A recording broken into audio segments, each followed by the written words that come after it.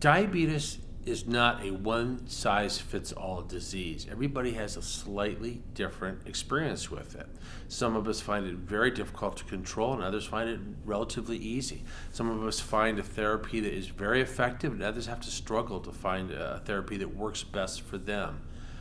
Individualizing your diabetes, though, is very important. You need to make a lifestyle that you can live with. You need to make a lifestyle with diabetes that, in fact, will allow you to function and do the activities you want to do and avoid many of the problems with diabetes.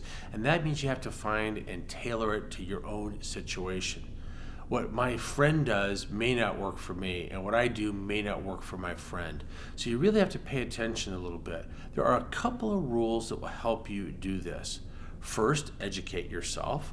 Talk to your doctor, talk to nurses, go online, read about different therapeutic options, different medications, and then talk to your doctor again.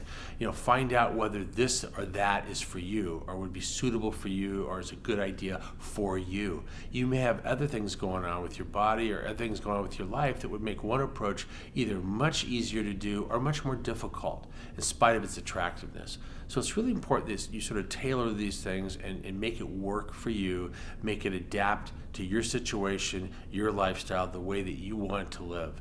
I think that this is really, really important advice. I also urge everybody out there with diabetes, all the members of my fraternity and sorority, as I like to say, that it's equally important that we achieve lifestyles that allow us to live. You can either have the diabetes control you, or you can control the diabetes. If you're a person that is so afraid and so concerned about your diabetes that you live in service of it, I don't think you're going to have a really fine time in a long, happy lifestyle. I think you're going to have is a very frustrating one, because even under ideal situations, diabetes sometimes is unpredictable. Sometimes it doesn't run in a pattern that you've been used to. It changes for all sorts of reasons. You get an infection, you get a virus, you suddenly do an activity that you didn't anticipate, you eat a food that you never saw. There's lots of things that can control how your diabetes expresses itself. So don't go crazy thinking it always has to be perfect.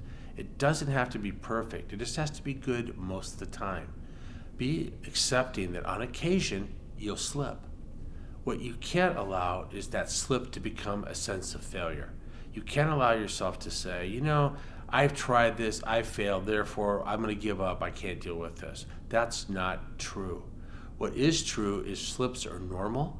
Slips should be accepted, and they're part of the routine. What you have to do is learn from it and try to go on and avoid that if you can in the future, or learn to work and respond to it appropriately.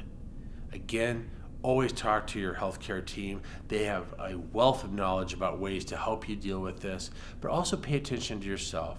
I'm also a big fan of self-monitoring of glucose at home. I think this is one of the most amazing technologies that's been developed in my lifetime as a person with diabetes, going on 35 years now. 35 years ago, we didn't have the ability to know what our glucose was doing at any point in time. It was like a shot in the dark. You hope you took the right amount of insulin. You hope you ate the right amount of food. You really didn't know. Now we can tell quickly and accurately. Testing is your friend. Feedback's important. It allows you to adjust things. It allows you to rule things out. It allows you to understand what your body uniquely is doing in response to your diabetes.